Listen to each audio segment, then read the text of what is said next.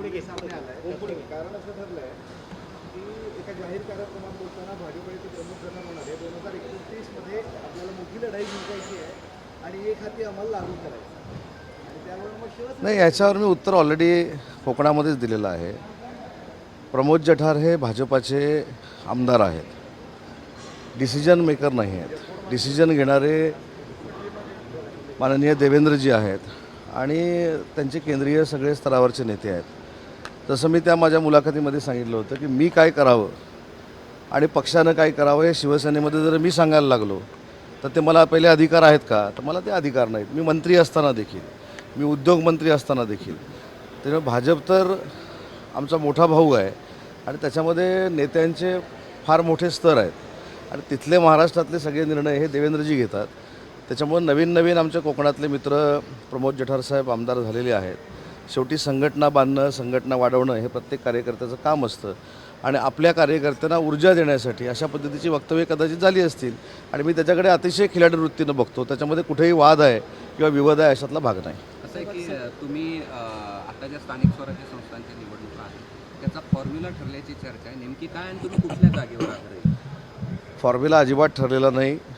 मला असं वाटतं की ह्या सगळ्या वरवरच्या गोष्टी आहेत. शेवटी ह्याचे निर्णय 3 नेते घेणार आहेत. आमच्या वतीनं माननीय एकनाथ शिंदेसाहेब, BJPच्या वतीनं देवेंद्रजी आणि राष्ट्रवादी काँग्रेस पार्टीच्या वतीनं सुनेत्रा वहिनी. त्याच्यामुळं आम्ही आमचा प्रस्ताव जो काय आहे तो भारतीय जनता पार्टीकडे दिलेला आहे. समन्वय समितीच्या बैठकीमध्ये राष्ट्रवादी काँग्रेस पार्टीनं देखील दिलेला असेल. तिन्ही नेते चर्चा करून येत्या 2 दिवसामध्ये कोण किती जागा लढणार आहेत हे फायनल होईल. परंतु 17च्या 17 जागा महायुतीनं आम्ही लढू आणि 17च्या 17 जागा महायुती जिंकेल. एक सरन्यायाधीशांचं वक्तव्य मध्यंतरी चर्चेत आलं होतं. त्यानंतर एक कॉर्पोरेट जनता पक्षाची स्थापना झाली आणि 5 दिवसात 1 कोटीवर फॉलोअर्स सुद्धा मिळाले. अशा पद्धतीनं त्यांच्या वक्तव्याचा निषेध युवा पिढी करताना दिसतो. मी आजच ते सगळं आपल्याच चॅनलच्या माध्यमातून बघितलं आणि मी हे देखील अतिशय गांभीर्यपूर्वक सांगतो की कोणी काय वक्तव्य केलं याच्यापेक्षा युवा वर्गामध्ये अशा पद्धतीची एखादी भूमिका घ्यायचा जर वेळ आली किंवा असा निर्णय घेण्याची कधी संधी मिळाली तर युवा पिढी एकत्र येते. ह्याचं हे मला असं वाटतं की मूर्तिमंत उदाहरण आहे.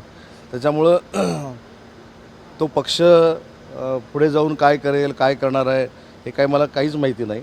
परंतु युवा पिढीच्या कधीही मला असं वाटतं की आपण असं म्हणतो की युवा पिढी ही देशाचं हित ठरवते. देशाच्या जडणघडणीमध्ये युवा पिढीचा देखील वाटा मोलाचा असला पाहिजे आणि म्हणून युवा पिढी जर विधायकरित्या एकत्र येत असेल तर त्याच्यामध्ये काही गैर आहे असं मला वाटत नाही. दुसरं असं की देशाचे पंतप्रधान असतील, महाराष्ट्राचे मुख्यमंत्री असतील, सर्वांना आवाहन करतात डिझेल कमी वापरा, दौरे कमी करा. असं असताना आपले उपमुख्यमंत्री देखील दिल्लीला आत्ता गेले, त्यावेळी साध्या विमानानं त्यांनी प्रवास केला. मात्र तुम्ही पक्षाच्या बैठकीसाठी स्पेशल विमान घेऊन या ठिकाणी संभाजी. आदिसाहेब, थोडी परिस्थिती आपण विचारात घेतली पाहिजे की मी ज्या मतदारसंघातून निवडून येतो तो मुंबईपासून किती दूर आहे. काल रात्री मी त्या मतदारसंघामध्ये होतो, आज मी मुंबईला आलो आणि मुंबईवरनं दुसरा मला पर्यायच नाही म्हणून मी आलो. पण मी मुंबईमध्ये आपल्याला कदाचित माहिती असेल नसेल मला माहीत नाही, मी देशातला एक पहिला असा एकमेव मंत्री आहे की जो माझा कॉन्वॉय देखील EV व्हेकलचा आहे आणि तो मी MMR रिजनमध्ये वापरतो. आता देखील मी इथे EV व्हेकलमध्ये बसणार आहे. परंतु काही ज्या अत्यावश्यक बाबी असतात त्या टाळू शकत नाही म्हणून मी त्या विमानानं आलेलो आहे. त्याच्यामध्ये आता जाताना उद्या मी ह्यानंच जाणार आहे ना, तुमच्या इथल्या रेग्युलर फ्लाईटनं जाणार आहे. पण आपण देखील माझी आपल्याला विनंती आहे की अशा पद्धतीचा एक प्रश्न निर्माण करत असताना समोरच्याची बाजू पण ऐकून घेणं गरजेचं आहे की तो बाबा कशासाठी आला आणि त्याला जर नियमच मोडायचे असते तर माझ्यासारखा कार्यकर्ता MMR रिजनमध्ये स्वतः EV गाडीमध्ये बसला नसता आणि कॉन्वॉय देखील EVचा ठेवला नसता. एकदम इमर्जन्सी पण नाहीये, नियोजित असं तुम्हाला वाटतं, असं तुम्हाला वाटतं. असं आहे की अजून इमर्जन्सी काय आहे हे आता सगळंच जर आपण ठरवायला लागलो तर मला असं वाटतं की ते योग्य नाही. असे मी तुम्हाला किती उदाहरणं देऊ, आणखीन एक तुम्ही असं ज्यांना तुम्ही असे प्रश्न विचारलेले नाहीत, किती उदाहरणं देऊ. माझं म्हणणं असं आहे की त्याची रिक्वायरमेंट काय होती. आपण आता 350 किलोमीटरवर जर राहत असाल आणि मला ही पक्षाची मिटिंग करायची असेल तर मी काही चालत येऊ शकत नाही किंवा रेल्वेनं पोचू शकत नाही किंवा गाडीनं पोचू शकत नाही. त्याच्यामुळे माझा कॉन्शियस क्लिअर आहे. माझं मन क्लिअर आहे. तुम्ही मला कितीही प्रश्न विचारले आणि अडचणी जाणण्याचा प्रयत्न केला तरी मी माझ्या ध्येयाशी एकनिष्ठ आहे आणि मी तसं वागतो. तुम्ही आता एक मिनिट, तुम्ही आता बोलताना सांगितलं की तुमचा ताफा ईव्ही आहे, पण एक गाडी रत्नागिरीवरनं प्रवास करून आली आहे तुमच्या ताफ्यातली, तुम्हाला साहेब मला असं वाटतं तुम्ही टार्गेट धरूनच जर प्रश्न विचारणार असाल टार्गेट नाहीये, आपण विधायक गोष्टीवर विचारू ना. खोटे प्रश्न असेल तर तुम्ही सांगा हे खोटे आहेत. नाही हो साहेब, गाडी तुमचं आली, सगळंच नाही तुमचं आली, सगळंच खरं नाही आली असतं. तर नाही चौथा आली म्हणून चौथा स्तंभ हा आमचा आधारस्तंभ आहे.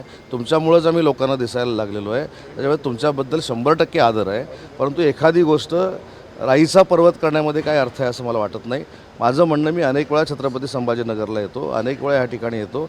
काही ज्या इमर्जन्सी आहेत, आता पोलिसांची सुरक्षेची गाडी आली तर तुम्ही पोलिसांना तुमच्या माध्यमातून सांगा की उदय सामंतला बाबा सुरक्षा देऊ नका, म्हणजे विषय संपून जाईल. पण सामान्य लोक जनता रस्त्यावर रात्र आपण दुसऱ्या विषयावर बोलू. डिझेल मिळत नाहीये, ही पण आपण दुसऱ्या विषयावर बोलू ना. 2018 साली राज ठाकरेंनी रेल्वेवरची ईव्ही आहे मान्य आहे, तुमच्या ईव्हीच्या फॉलो 10 फ्युएल गाड्या आहेत आणि त्या सगळ्या सुरू आहेत. साहेब एक लक्षात घ्या, संभाजीनगरला गेल्या 8 दिवसामध्ये अनेक नेते येऊन गेले. त्याचे पाहिजे ते व्हिडिओ क्लिप्स मी तुम्हाला देतो. आम्ही आपलं ऐकून घेतो, तुमचा सन्मान करतो, तुमचा आदर करतो. आम्ही काही जणांच्या बातम्या पण केल्यात, ते तुम्ही बघू पण शकता. नाही, आपण आर्ग्युमेंट नको करूया. माझं म्हणणं असं आहे, विधायक गोष्टीसाठी एखादी गोष्ट जर इमर्जन्सी म्हणून आम्ही केली असेल तर आपण देखील समजून घेतल्या पाहिजे. तशा अनेक गोष्टी आम्ही आपल्या समजून घेतो आणि असं आम्ही कुठेही म्हटलेलं नाही की तुमच्यामुळंच आम्ही महाराष्ट्राला दिसतो, तुमच्यामुळंच आम्ही सगळं राजकारण करतो. त्याच्यामुळं मी मगाशीच सांगितलं की रात्री 12 वाजेपर्यंत मी रत्नागिरीमध्ये होतो. आणि दुसरी महत्त्वाची गोष्ट, मी कशानं आलो रत्नागिरीतनं? साहेब आता हे ऐकून घ्या. रत्नागिरीतनं मी कशानं आलो तर विमानानं नाही आलो, लोकल प्रवास करत मी आलो, ट्रेनमधनं आलो. सर्वसामान्य जनता ज्या ट्रेननं येते त्या ट्रेननं मी आलो. दादरला मी उतरलो. त्याच्यानंतर तुमच्याकडे 6 नंतर किंवा 7 नंतर इकडे यायला विमानच नाही. त्याच्यामुळे मला हे करावं लागलं. ही गोष्ट देखील आपण समजून घेतली पाहिजे. राष्ट्रवादीचे काही लोक तुमच्या अजित पवारांच्या राष्ट्रवादीचे काही लोक तुमच्या पक्षाच्या संपर्कात आहे, अशा पद्धतीची एक चर्चा सुरू आहे. आता ते पालकमंत्र्यांनी पण त्याला एक सहमती दर्शवली. खरंच असं आहे? नाही, मला माहीत नाही. छत्रपती संभाजीनगरच्या पालकमंत्र्यांच्या संपर्कामध्ये जर ते असतील तर ते काही मला माहिती नाही. परंतु मुद्दा असा आहे की अजितदादांची राष्ट्रवादी काँग्रेस पार्टी ही आमच्याबरोबर मित्रपक्ष म्हणून काम करते. त्याच्यामुळं मला असं वाटतं की त्यांचा पक्ष फोडणं आणि त्यांच्यातले कार्यकर्ते किंवा आमदार आमच्याकडे घेणं हे काय आमचं ध्येय नाही. 2008 साली राज ठाकरेंनी रेल्वे भरती संदर्भात आंदोलन केलं होतं. अभावी जे आहेत त्यांची निर्दोष मुक्ती. काय 2008 साली राज ठाकरेंनी रेल्वे भरती संदर्भात आंदोलन केलं होतं. अभावी आज त्यांची निर्दोष मुक्ती दाखवली. शेवटी ही न्यायालयीन बाब आहे ना. जर पुरावे मिळाले नसतील तर त्यांची निर्दोष मुक्तता झालेली आहे. एक तो अभिजित जो आहे ज्याने ती पार्टी स्थापन केली, तो मूळचा महाराष्ट्रातला संभाजीनगरचा आहे, तर तो असं म्हणतोय की या सगळ्या माध्यमातून राजकारण बदलेल आणि हे सगळं राजकारण बदलून टाकेल ही कॉक्रोच पार्टी. साहेब मी असं म्हणतो की त्यांनी त्यांच्या भूमिका मांडायला सुरुवात केलेली आहे. आता त्यांची भूमिका त्यांनी मांडली, ते राजकारणात येणार असतील, त्यांचे आमदार निवडून येणार असतील, त्यांचे खासदार निवडून येणार असतील, त्यांचे झडपी मेंबर निवडून येणार असतील, त्यांचे पंचायत समितीचे सदस्य निवडून येणार असतील, तर तो एक लोकशाहीतला भाग आहे ना. त्यांनी कुठची एखादी पार्टी सुरू केली किंवा त्यांचं संघटन युवा पिढीचं होतं आहे म्हणून मी त्यांच्याबद्दल नकारात्मक बोलणं हे काही योग्य नाही.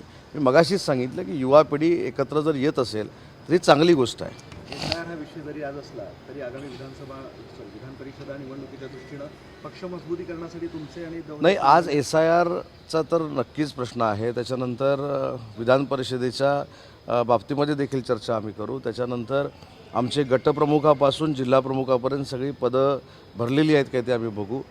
पालकमंत्र्यांनी आमच्या शासकीय समित्यांवर महायुतीच्या सगळ्या पदाधिकाऱ्यांना सामावून घेतलं आहे का ही देखील याच्यामध्ये चर्चा होणार आहे. आणि अशीही आढावा बैठक आणि 2 दिवस मी छत्रपती संभाजीनगरला आहे. तर उद्यासाठी काही प्रश्न राखून ठेवा. भाजपने जे आहे संभाजीनगर आणि जालना जागेवर दावा केला, त्यांचं असं म्हणणं की आमचं संख्याबळ आता जास्त. दावा आम्ही पण केलेला आहे अनेक ठिकाणी, तिथं आमचं संख्याबळ जास्त आहे. त्यामुळे मगाशीच मी ह्याचा विषय क्लिअर केला की 3 नेते ठरवतील की याच्यामध्ये नक्की विधान परिषदेच्या जागा शिवसेनेनं किती लढवाव्या, भारतीय जनता पार्टीने किती लढवाव्या आणि राष्ट्रवादी काँग्रेस पार्टीने किती लढवाव्या. Sir Hindi sir.